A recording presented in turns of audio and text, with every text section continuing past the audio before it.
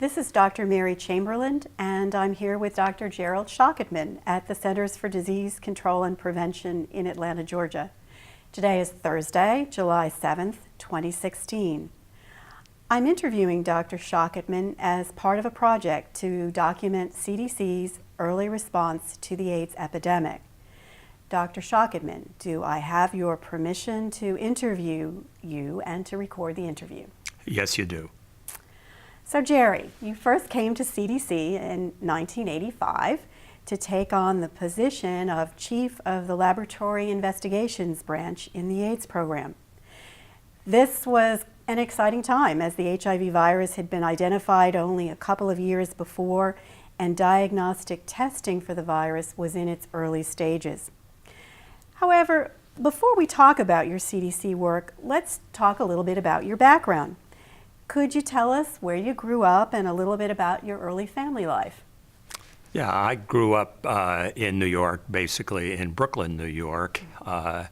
And my parents were immigrants from the Ukraine and came back in the very early years of the 20th century, roughly around 1920 to 1930 or so. So they had a sort of enough of an education to be able to read and write and do basic arithmetic, but always had great interest and desire in having their children get a good education and be able to make something of themselves in this country. And so that's what we were able to do. Where did you go to college and graduate school, and what did you study there?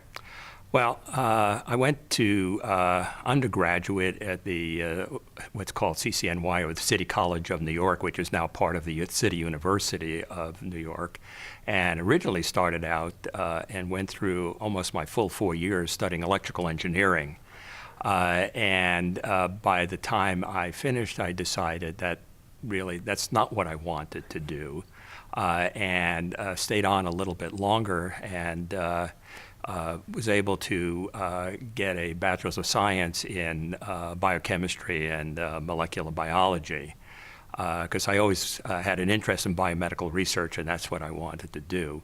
So from there, went on to eventually go to the University of Pennsylvania, where I received my PhD in, it was actually a special program in molecular biology, which drew upon faculty from various divisions within the university, so anywhere from biochemistry to biophysics to molecular biology, et cetera.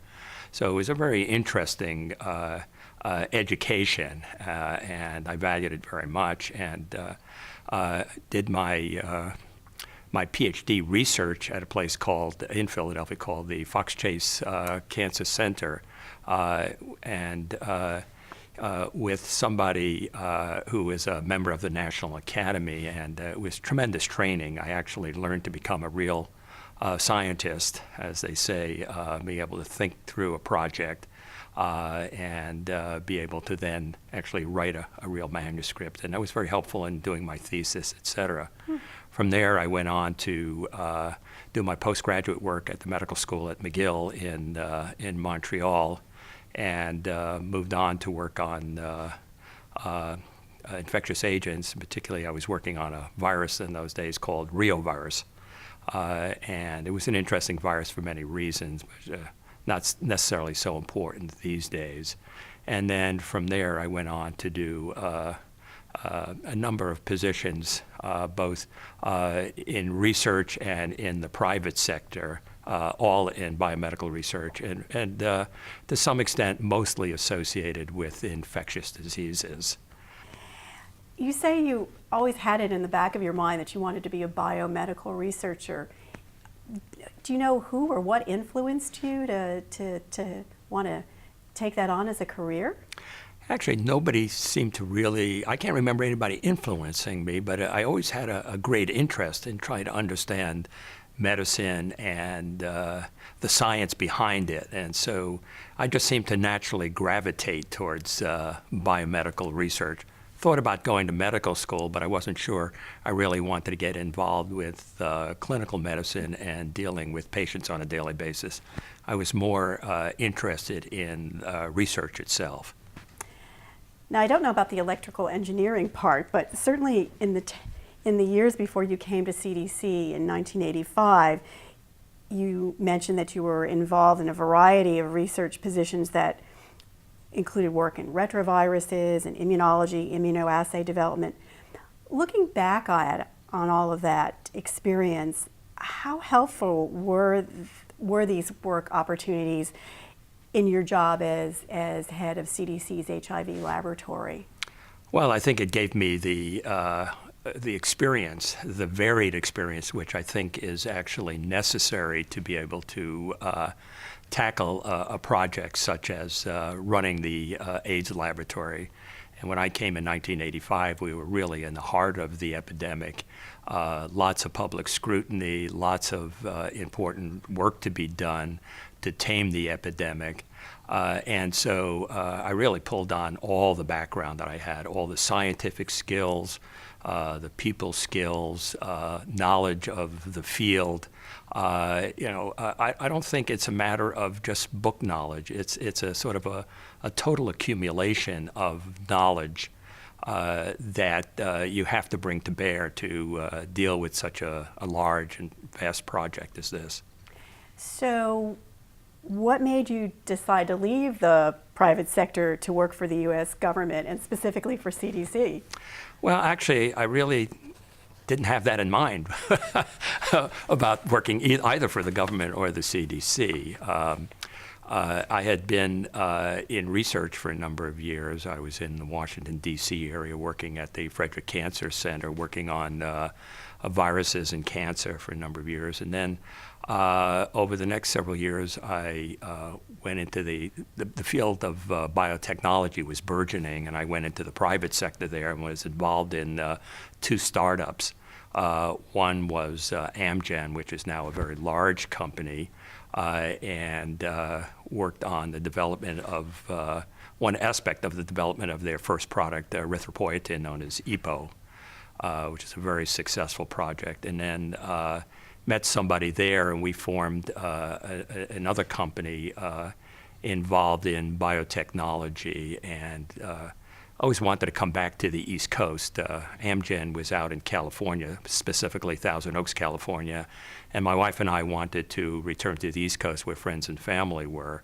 So we came back to the Washington, D.C. area and formed another company called iGen Incorporated, and based on the technology we developed, it was eventually bought out by Roche, company Roche.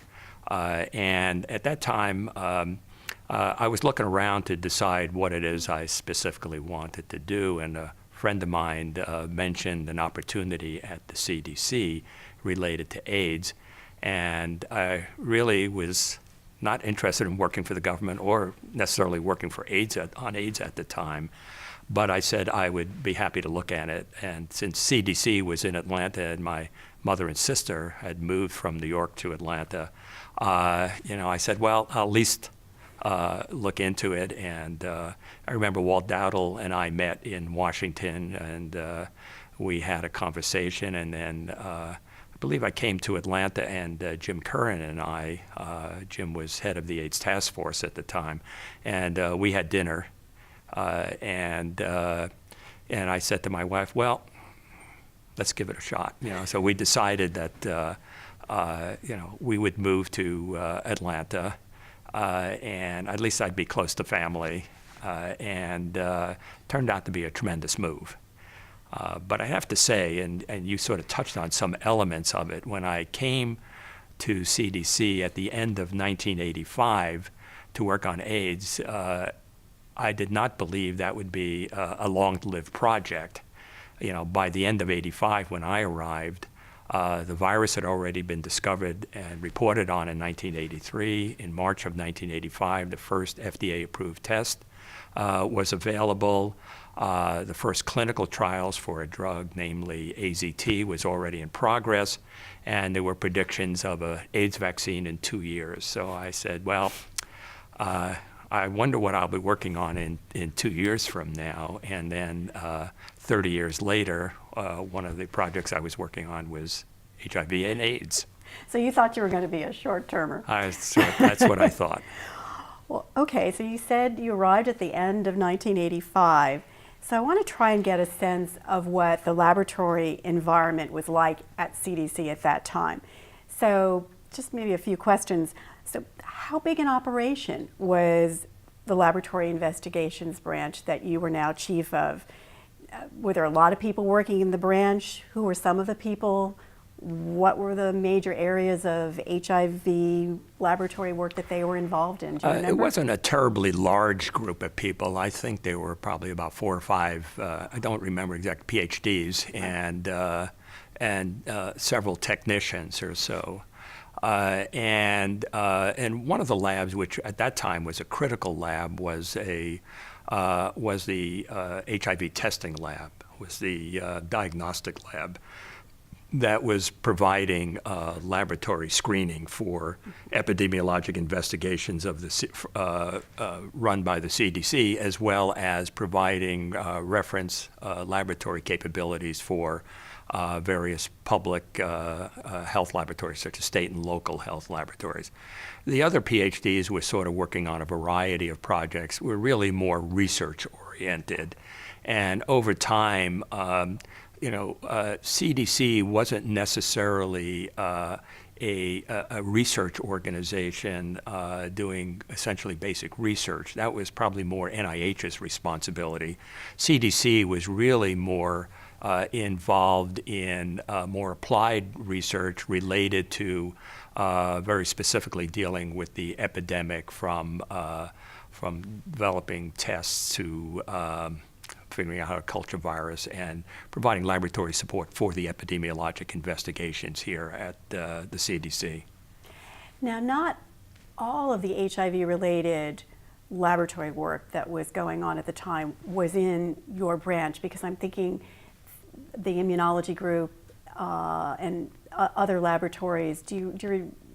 There were probably some collaborations going on with other groups within CDC? Yeah, where we could. We always tried to coordinate and work with the various other groups.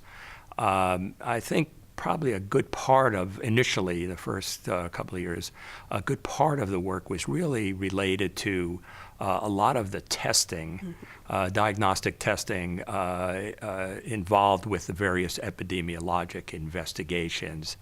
Over time, we branched out a little bit more, and we can go into that, as the field sort of burgeoned and the science of HIV and the epidemic grew, and actually the complexity of the epidemiologic investigations ensued. So what was your sort of overall initial reaction as you took stock of the branch? Did you have ideas about the sort of priorities that you thought the branch needed to take on in this newly evolving area? Well, I think, initially when I first came, I think for the first several months, it was really trying to learn the field, learn the players, try to understand CDC's role and who its constituents were, basically the state and local public health laboratories, and what CDC's role was. For the most part, I had been either a basic researcher or had worked in industry really with product development. So this was a new aspect of the science that was necessary for this field. So really, it was kind of an evolution. It wasn't that you just walked right in and said, "Oh, I know exactly what we need," because, as I said, I figured in 2 years, I was pretty sure in 2 years, we wouldn't need this anymore. It would become pretty routine. And we probably will get into this as we talk later, as we get into the molecular biology and our more basic understanding of the virus and the evolution of this virus. That led to many opportunities as well as complications. And so some of that became apparent as the time went on. So you said that the real focus then, at least for that first year or two, was really a lot about diagnostic testing for HIV, that this was a big part of CDC's mandate to develop testing and push it out to state and local health departments. So maybe to give us kind of a starting point, can you describe what the state-of-the-art HIV diagnostic testing was in 1985? What types of tests were available? How good were they? What were their limitations? Sure. I think basically there were sort of two types of tests. One was the ability to culture virus from blood cells of suspected individuals or patients. The other was in March of 1985, as we mentioned earlier, the first HIV test was FDA approved. And it was a test for antibodies to the virus in an individual. So pretty much that's what we had available to us. Prior to March of 85, it was really looking at things like somebody's CD4 count, CD4 T lymphocyte count, or whether you could culture virus from those individuals. Well, those were not the kinds of simple routine tests that were absolutely necessary at that time. And so when the first FDA-approved test came along in March of 85, more routine kinds of testing could be done, not only on an individual basis, but on a sort of a larger population basis. We could now screen a population. And certainly, I think of real importance was the ability now to screen the blood supply, transfuse blood. And to give you a sense of the impact of the test at that time, in 1983, this has already been published, the risk of getting an HIV transfusion in a city like San Francisco was about 1 in 90. 1 year after the introduction of the test, that dropped to 1 in 40,000. And today, with the addition of molecular biologic tests and the serologic tests, it's probably somewhere around 1 in 1.5 million to 1 in 2 million. So things moved very rapidly. Just the introduction of that antibody test had a major impact on identifying infected individuals and going a long way to protecting the blood supply. Now, the antibody test, certainly that first generation, as good as it was, and that's very striking just to see in that very short period of time the reduction in risk of transmission through the blood supply. But it too had, it was not ideal because it took quite a while for antibodies to develop. So someone could be infected on day one, but there'd be a period of time where there was no test that could catch evidence of the virus. That's correct? Yes, it takes about 3 to 4 weeks for the antibody to appear. And so in those first 3 or 4 weeks, somebody could be infected and would come up negative on the antibody test.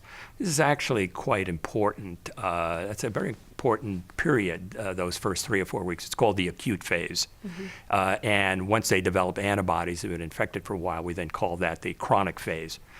And over the last few years, CDC has been able to understand that, one, that the epidemic 30 years later is still with us, and that is there's still 50 to 60,000 new infections in this country, and that up to 50% of new infections are actually caused by people in that window period, in that acute phase, that early 3 to 4 weeks. And it's at that time they're the most infectious, and they're what we call viral titers, or the level of virus in their blood, is actually at the highest. So it was really critical, although we didn't completely appreciate it back in 85, 86, 87, the importance of that, how significant it was in terms of helping to stem the epidemic. But over the years, that became very important. In the early days, in the 80s, to try to close that window, we introduced in this country something called the antigen test. The antigen test was really a test to detect the presence of one of the proteins of the virus called the P24. and that would be positive in those first 3 to 4 weeks. So before antibody developed, the antigen would be positive. So you weren't testing for the body's response to the virus, which would be the antibody. You were actually looking more directly for the virus itself in one's blood. That assay did go a long way to assisting in the early detection of HIV. Subsequent to that, it was shown that use of genetic-based tests or nucleic acid-based tests, we call NAT tests, NAT, was really probably more sensitive than the antigen-based tests. So the FDA then really mandated that all blood in this country should be tested by a NAT test as well as an antibody test for HIV. So on this topic of molecular testing and this real need to try and identify different approaches to close that window period, if you will, to find evidence of infection earlier.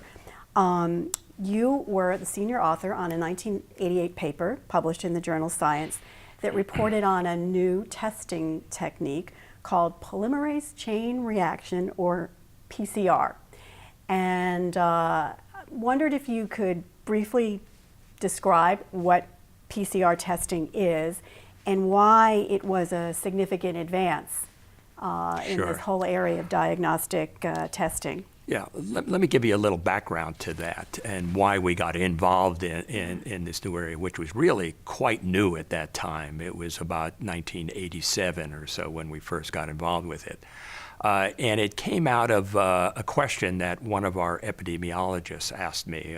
It happened to be Dr. Tim Dondero, who's with the epidemiology branch. And Tim asked me, he said, Jerry, we have a number of patients who are antibody positive for HIV, but from whom we cannot culture virus. Are they infected? Why can't we culture virus from them? And of course, there could be many reasons. Either they were exposed to the virus but really were not infected, or they were truly infected, but for whatever reason, the virus was unculturable. And there could be many technical reasons for that we didn't understand. And so we thought about that, and somebody else in the lab and I, one of the colleagues who worked for me, Dr. Chinya Yo, we talked about this, and then we decided that probably the best way to do this would be probably to look for the virus itself, particularly using genetic means. And the reason we felt we had to use genetic means was because we thought that the amount of virus in the patient's blood during that period of time would be relatively low. And that we probably would have to use some sort of amplification technique. It was sort of the needle in the haystack. The haystack was the human blood in a patient, and the needle was looking for this virus in there. And the question is, were the current nucleic acid technology sensitive enough to find that needle? And the answer was probably no. So we had to look for a way of trying to amplify all those needles to make many, many copies of that needle, and then hope that we could then detect the presence of the virus or that needle.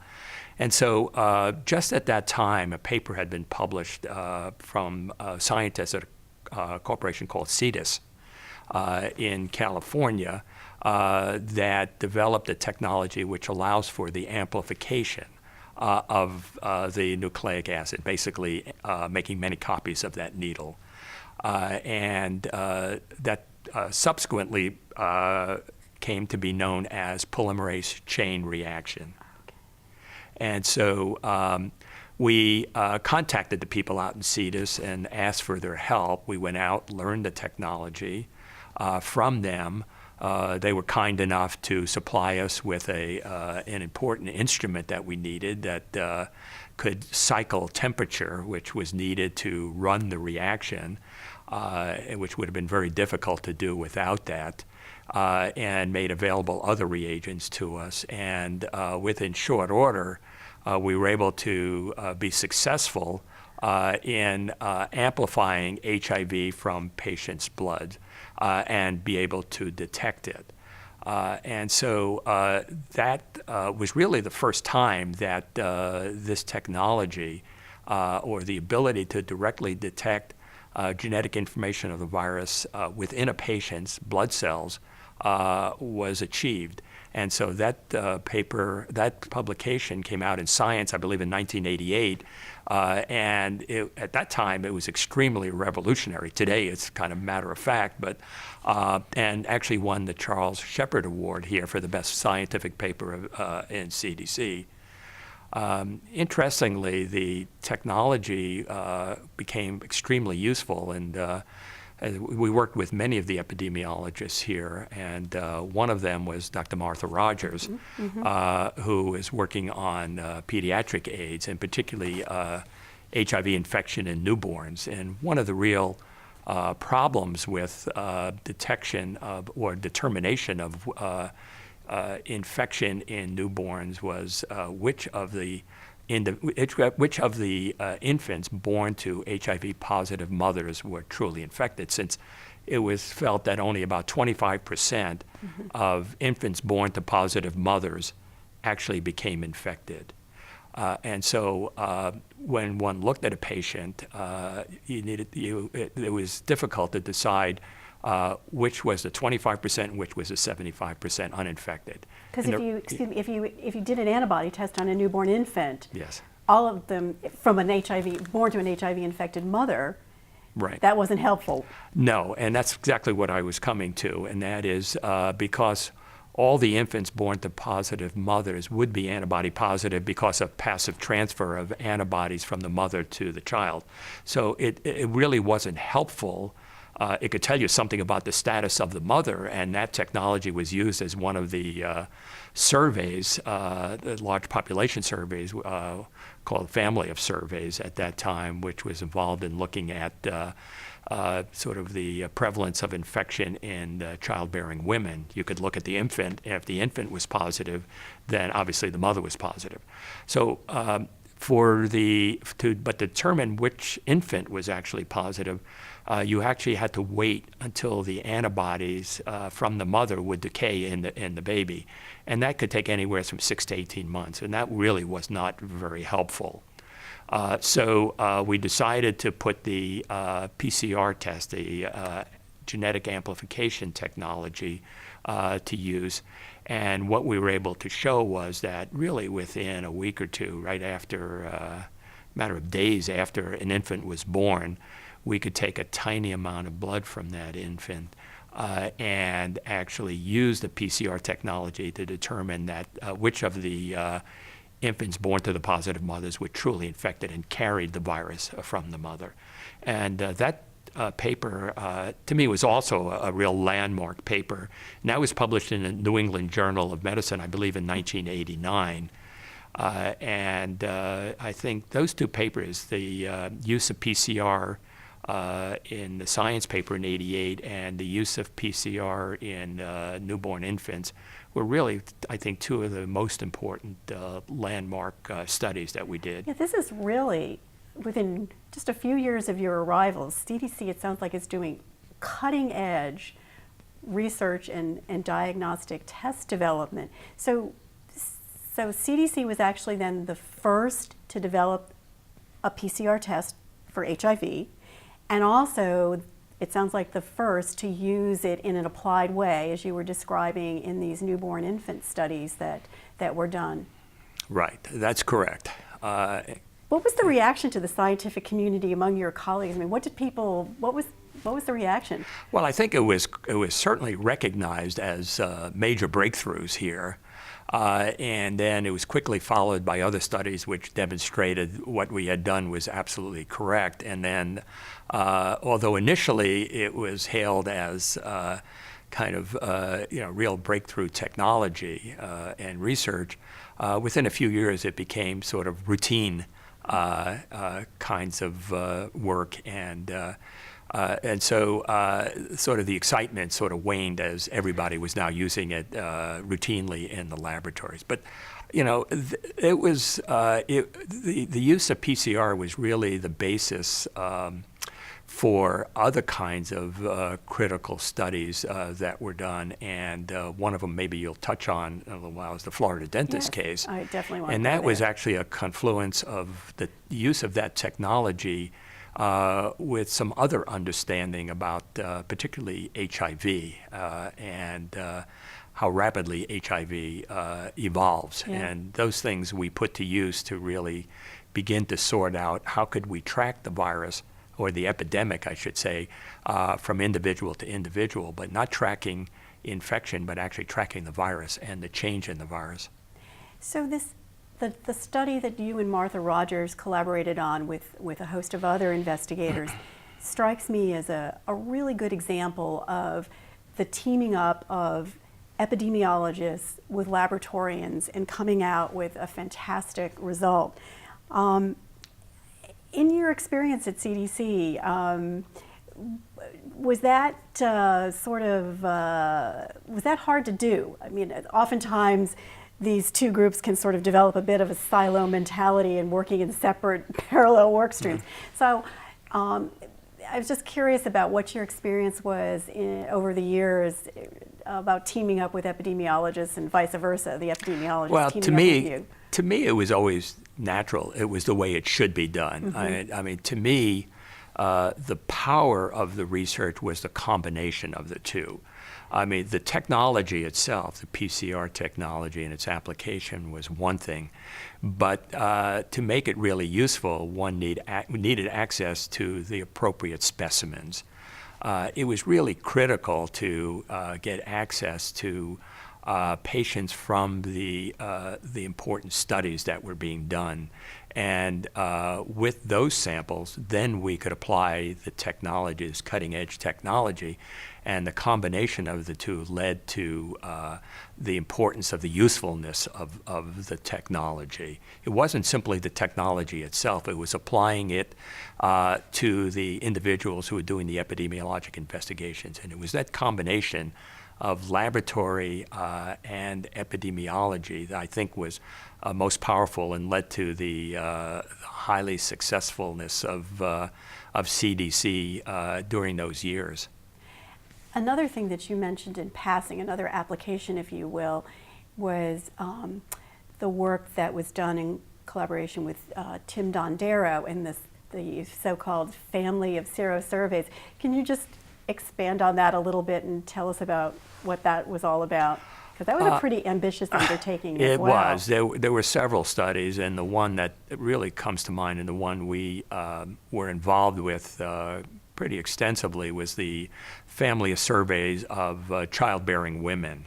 And one of the questions that was being asked, I guess it was the early 90s, I've lost track of the exact dates when those studies were going on, was to try to understand the prevalence of infection in childbearing women in this country. And the question was, how do you get at that? Well, it was known that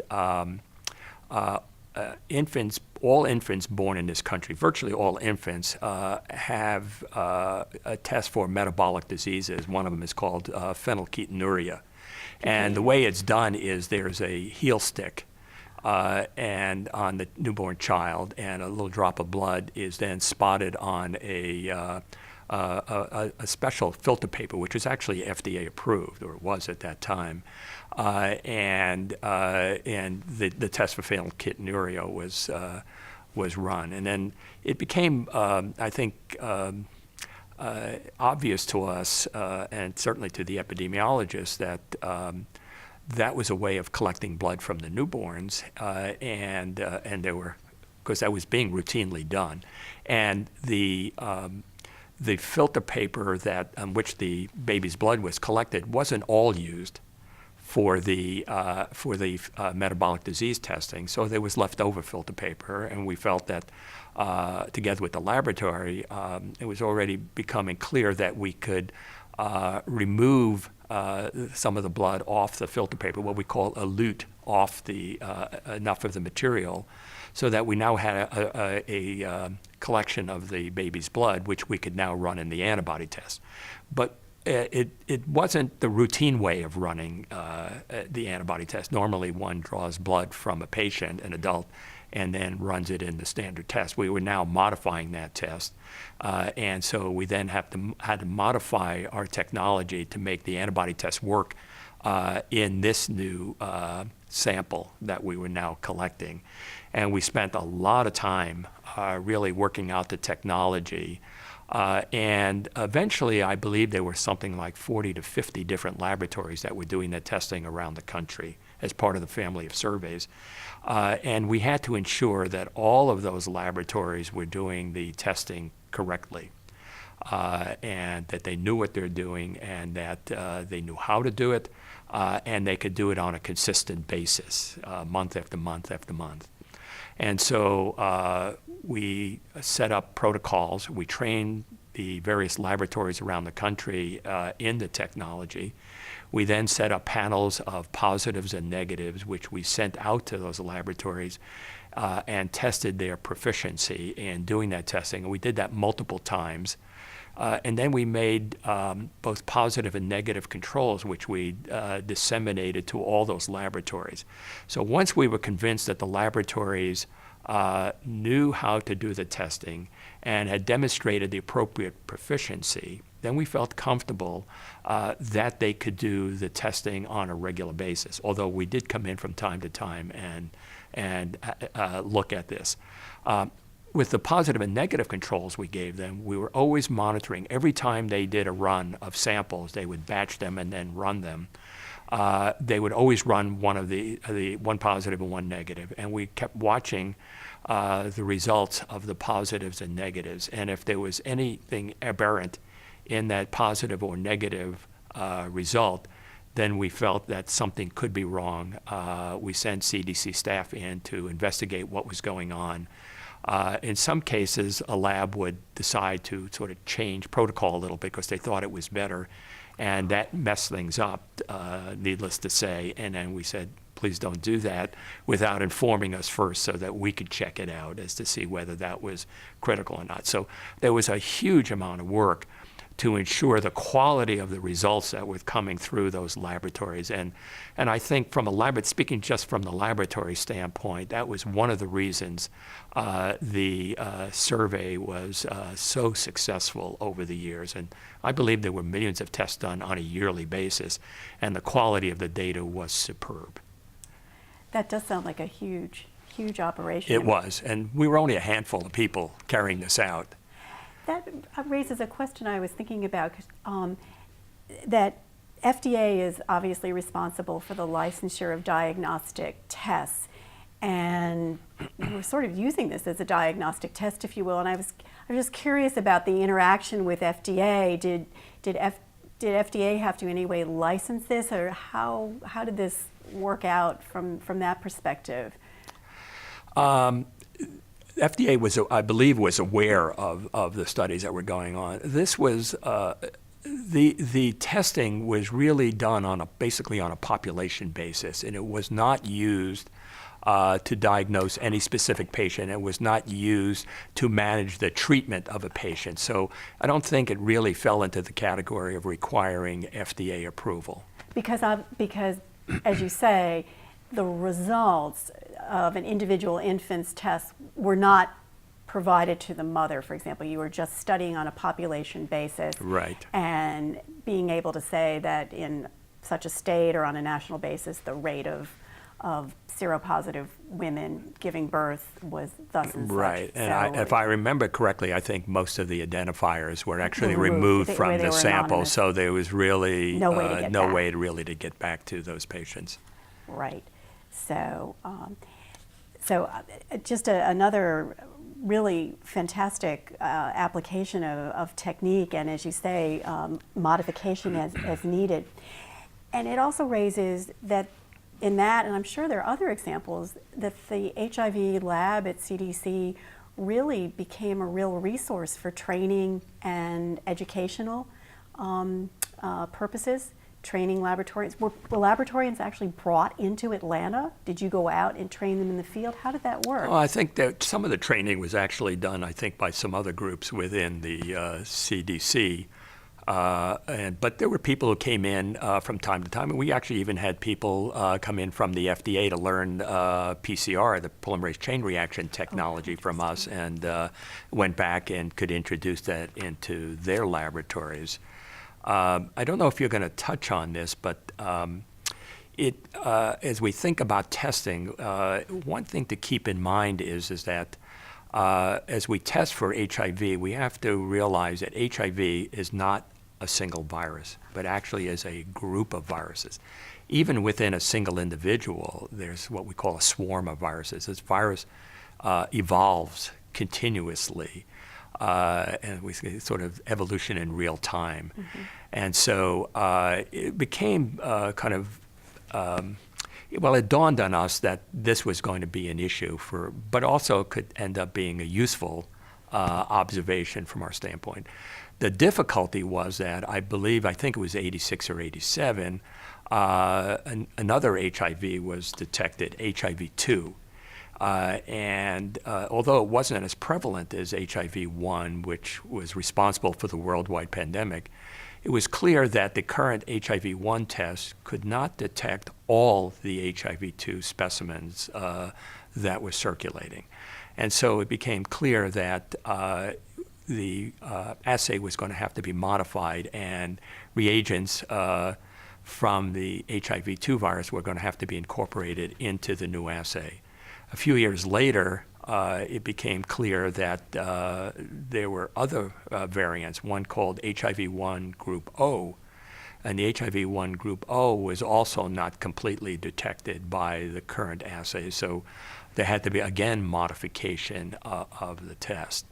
After I left CDC and went on to take on the responsibility of being in charge of all the R&D for the infectious disease diagnostics group at Abbott, it became clear to us that here was a virus that was evolving in real time all over the world, and that first, wherever you went, and this was work we actually had started at CDC, understanding the genetic variation of this virus, and that is, on a geographic basis, there were all these different strains, or what we would call variants of HIV, and that the US and Europe in the early days was what we would call HIV-1 Group M for the major group, subtype B.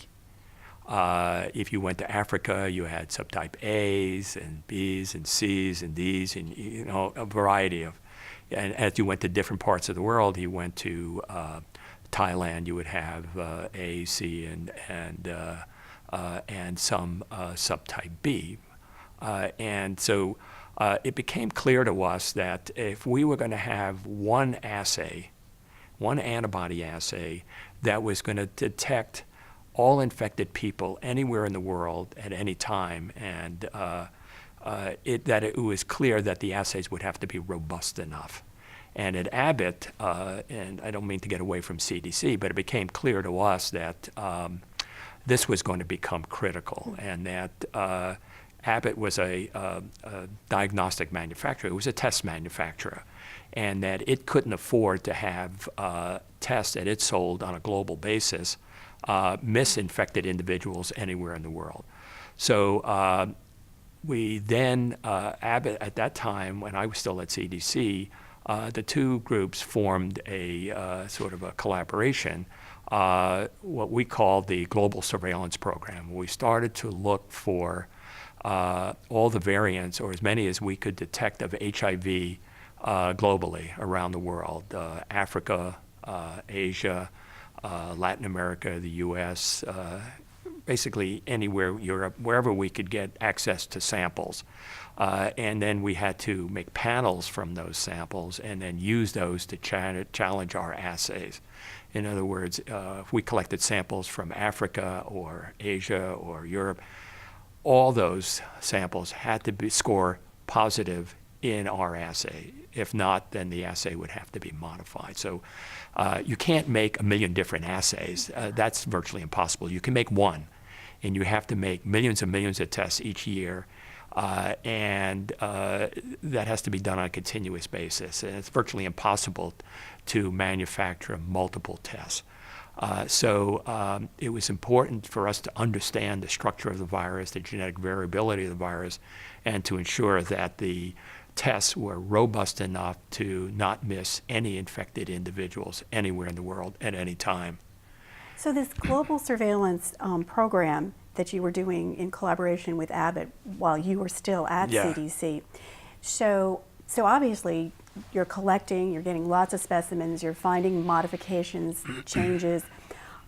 Who then would be working to tweak the assays, if you will? Is that something that CDC would do or Abbott would do, or would you both do it and sort of collaborate to see your results? I'm just curious, because it seems to me you're constantly chasing your tail trying to modify the test so it gets...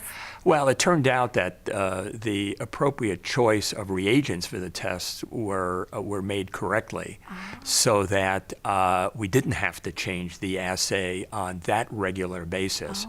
And once we got to understand the major variants of HIV, the major groups, then it was pretty clear that the assays that had been developed were doing quite well. But that's an ongoing project, an ongoing problem, and so it's critical for CDC as well as all the manufacturers, as well as the FDA. I touched on earlier, that the evolution and variation of this virus is enormous, in that on the one hand it's a problem, which we just discussed, the ability to develop a single assay that could detect all these different strains. But that information could also be put to very good use, because if the virus is evolving, the question then is if person A transmitted to person B, would the virus be sufficiently different in person B to demonstrate, or would it be similar but different than patient C, D, E, F, and G to suggest that person A was the individual who transmitted to patient B, but not to, at least not immediately to C, D, and E, probably indirectly, since all patients eventually, if one goes back far enough in time, probably were all related from the original infection. So that really was, I think I know where you're going with this. Well, that was really what we started to use at the CDC. Actually, in the late to do these transmission studies. We understood the genetic variation, and we decided at that time, by about 1989 to 1990, we were thinking about, could we track, we in the laboratory anyway, we think, could we track the epidemic in a different way, not just by who gets infected and what risk categories, et cetera, but could we follow the virus in all these patients, and could we understand sort of the movement of the virus and understand the growth of this epidemic from the virus's standpoint. And it might give us an understanding of risk factors and what the future may hold in terms of sort of transmission patterns. And so we started to work on that, and using the genetic technology, PCR, together with, now that PCR was developed and we could amplify the virus, we then could use genetic sequencing capability. So we could sequence the genetic information, get a genetic sequence of it. And then we can compare genetic sequences from patient A to patient B to C to D to E. And that's what we were beginning to do when we started to look at cohorts from various cities, from New York to Boston to other cities. Just about that time, the epidemic... Can I just ask, were you finding differences? I mean, was it clear that the virus that circulating in New York City was slightly different than... Well, yes and no. I mean, they were all similar in many ways, but they were all somewhat different. None of them were exactly the same, and it was those differences that were really key to the whole thing. And not only did we have the ability to amplify the genetic information so that we could sequence it, but what we were lacking at the time is the ability to analyze the genetic information from one patient to the other. Could we demonstrate similarity or differences and then link patient A to patient B? And that really was sort of the next phase of this, is to work out what we call the phylogenetic analysis. the relationship of viruses from one individual to the next. And that came up very strikingly in the famous Florida dental dentist investigation. case. And really, it was about that time that 1990, I believe, was the very first case, patient A. Our epidemiology branch came to us and said, you know, we were approached by the Florida Department of Health about an AIDS case, a young woman who is HIV positive, but did not seem to have any HIV risk factors, no identified risk factors. And other than she was a patient of a dentist who had AIDS, clinical AIDS. And could we make the match that the dentist had transmitted to patient A? And of course, this had never been done before. This was really, truly the prototype case. And we sort of scratched our heads and looked at each other, and I said, well, we're sort of on the verge of we think we're able to do this, so we'll give it a try and see how that would pan out. We were fortunate to get a sample of blood from the dentist as well as patient A. And eventually we got other patients who were infected within the dentist's practice. And who were HIV infected. Who were HIV infected. I think there ended up being about 8 HIV-infected patients. Yes, in the and practice. I think there were something. Some of them had other risks, the classic risks like IV drug use, but most of them did not. I think. Right, and that was very critical to us. And so we enlisted the aid of other people in the community, in the scientific community in the U.S. To assist us particularly with the analysis of the information. People who had more experience in doing molecular analysis? The phylogenetic analysis. We had people from the Los Alamos database. We had an expert in phylogenetic analysis from the University of Texas, I believe, and we had somebody else out in California who's also had some experience in this area, and we used them as consultants to guide us. Eventually, we were able to sequence the individuals, and it was critical that we develop sort of really good technique within the laboratory. We could not cross-contaminate samples, and so we developed technology and a procedure and a protocol for keeping everything separate. We had to maintain a chain of custody, and as samples came in, we immediately amplified those samples, and when we amplified them, which means we made copy of them, on the copies for each individual patient, we added a few extra nucleotides, a few extra bases that were unique to that particular patient. So we put a signature on each sample, and we did that for each patient. So they were all different. All the signatures were different. So when we were starting to do the sequencing, we were pretty sure when we'd see that signature in the sequence, we knew who we had, and that we had not cross-contaminated the samples. We didn't think the dentist sample was one of the patients or vice versa. We knew that they were all distinct. And that was critical, so that we knew we had done the work properly. So eventually, we were able to get genetic sequences to all of them and work out the phylogenetic analysis of them. And as you were saying, some of the individuals who were HIV infected in the practice had high-risk behavior. They were gay men who obviously probably had contracted their infection through sort of risky behavior. And what was interesting is there were two individuals, if I remember correctly, their viruses did not match each other, nor did they match the other patients, nor the dentist. Whereas the 6 non-identified, those with I think there were 5. 5, whatever that number was. Who had no other risk factors. No other risk factors. Those individuals all matched each other. The virus was very close, and all matched the dentist. And so, we said, well, that was the first indication that we probably had transmission from the dentist to those patients, and we had internal controls. The other thing we were concerned about was there a particular strain of HIV circulating in the local community that could cause us would be a confounder for what was going on. People would say, well, this is just common in the That's community. correct. So we went out and collected in the local community specimens from about 40 different patients, various risk groups, et cetera. And I think we were able to sequence something like 36, about 36 of them, something like that. And it turned out that we could not match any of those samples to each other, nor to the dentist, nor to the patients who matched the dentist. So it became clear to us that however it occurred, that there was transmission from the dentist to those 5 patients, and the other 2 patients who had true risk behavior had somehow obtained their infections outside the practice. So that was really the first case. And of course, there was lots of controversy about it.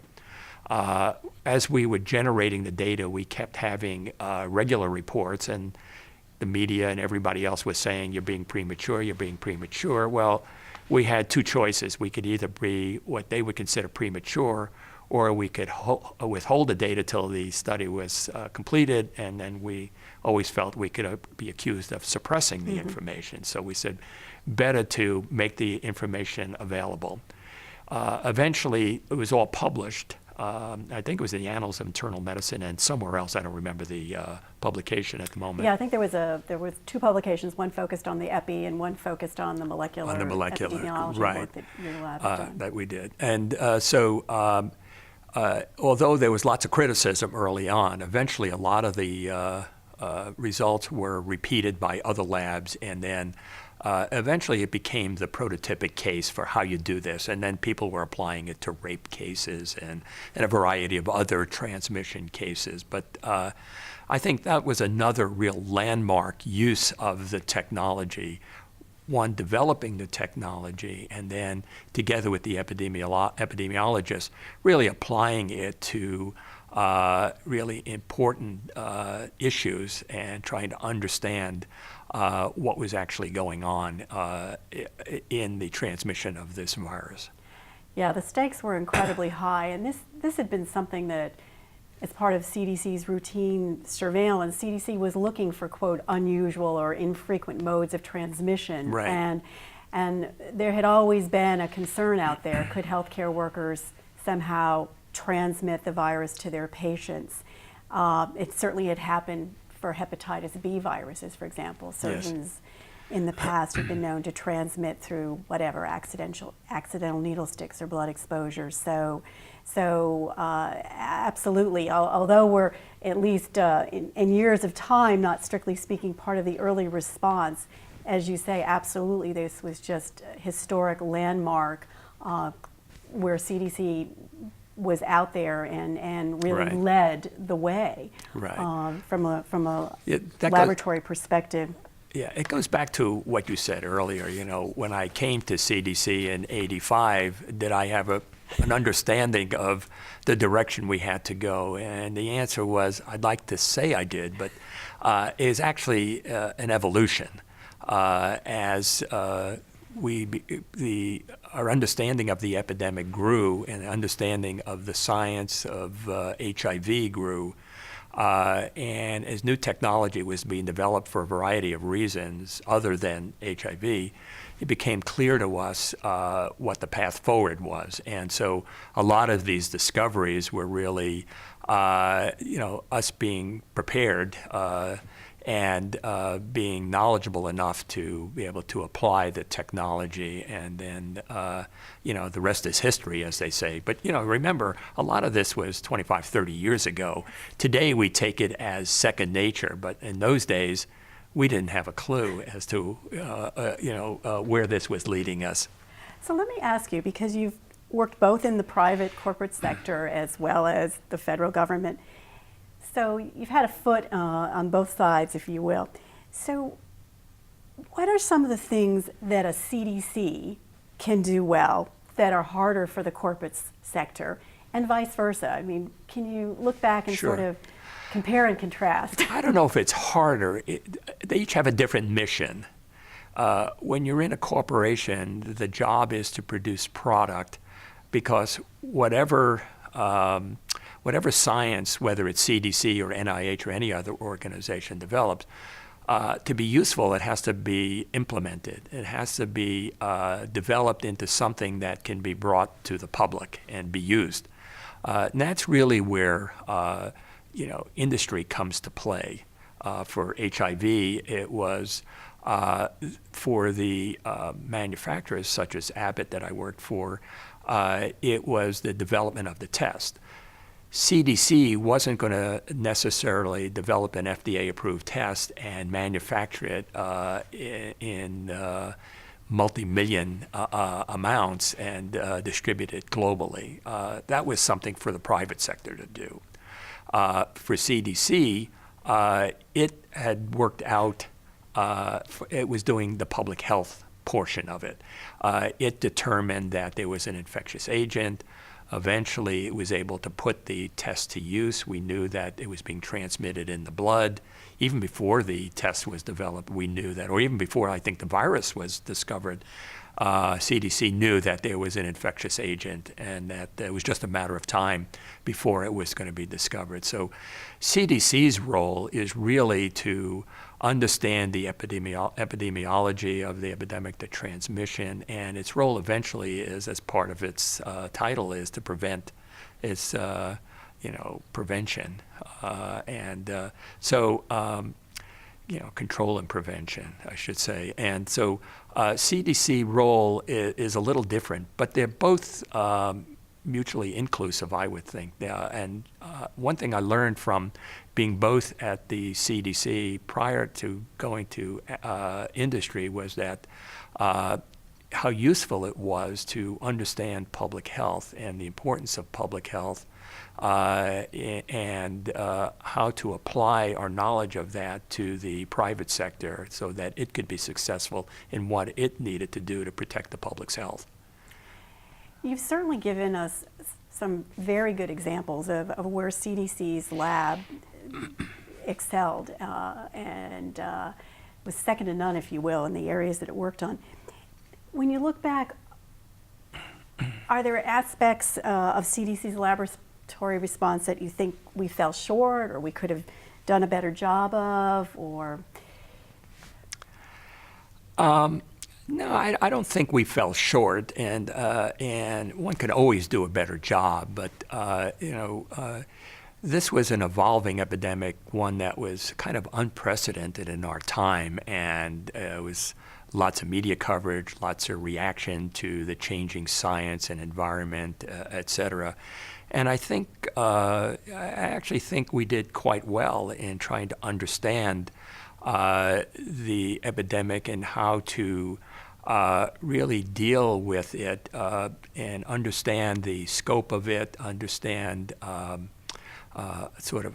to control it and how to use the technology that was being developed, not necessarily for this disease, but for other uses, and how to apply that technology to this epidemic. I think, if anything, it's really, I think what this history project is all about is what are the lessons learned? Mm-hmm. The lessons learned are that, one, you don't always know the answers when you start out, but as you begin to learn, you should be able to understand what's going on and how to draw upon epidemiology, science elsewhere, your own knowledge, et cetera, and be able to piece that together to be successful in helping to control an epidemic such as HIV. So you came to CDC in 1985. You thought it was going to be a short-term project. You've obviously continued to work on aspects of HIV, AIDS, your whole professional career, both at CDC and then afterwards in the corporate sector. How has that affected you personally or professionally? I mean, you had the opportunity to work on HIV/AIDS.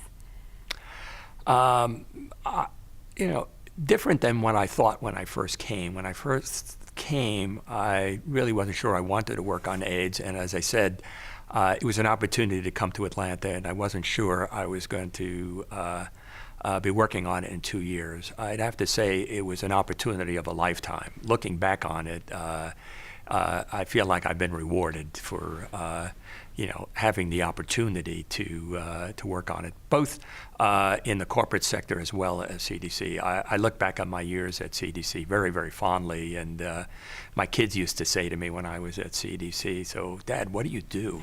And it was always hard to kind of try to explain to them, but as they grew older, they began to appreciate it and realized the role that CDC plays and the part that I was able to play in that over time. And moving on to the corporate sector, I really think that a lot of the training that I got at CDC and understanding of its role and the whole role of public health in this country and globally is really critical. One of the last jobs I had at CDC was really dealing with strategic initiatives, business development, et cetera. But one of the things that was critical was to assure that Abbott Diagnostics, our diagnostic division, was aligned with public health both domestically and worldwide. And that a large company such as Abbott, certainly working in the diagnostic arena and many other arenas, really can't ignore what goes on in public health and what policies are. And it has to align itself with public health policy so that it can, for it to be successful and do the job it needs to do in protecting the public's health and dealing with customer needs.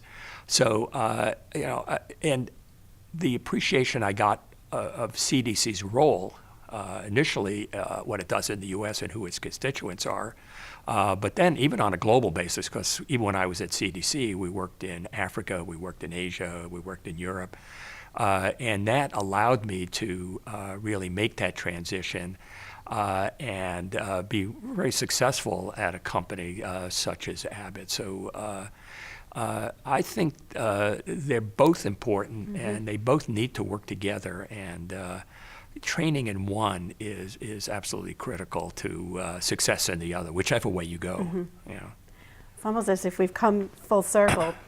Any closing thoughts, anything that you'd like to add that we haven't covered? Not really. I think I'm actually excited and happy that a history project such as this is being undertaken. I think it's useful to sort of record this for posterity. This was one of those epidemics that I think will be one for the millennia. It actually started in the last millennia, as a matter of fact. And I think there were lots of things that were learned, both from an epidemiologic standpoint, from a public health standpoint, from dealing with the public and the public hysteria, as well as application, from my standpoint, of laboratory and laboratory technology, and the ability to sort of put epidemiology and laboratory together, because I thought that was really powerful and never completely appreciated it till I came to CDC and realized by the time I left that it was absolutely critical to have the two work closely together. And silos don't work. Collaboration and colleagues do work successfully. Well, that seems like a great place to end. Thank you so much for sharing your stories with us, and I think we'll call it a wrap. Thank you. Sounds good.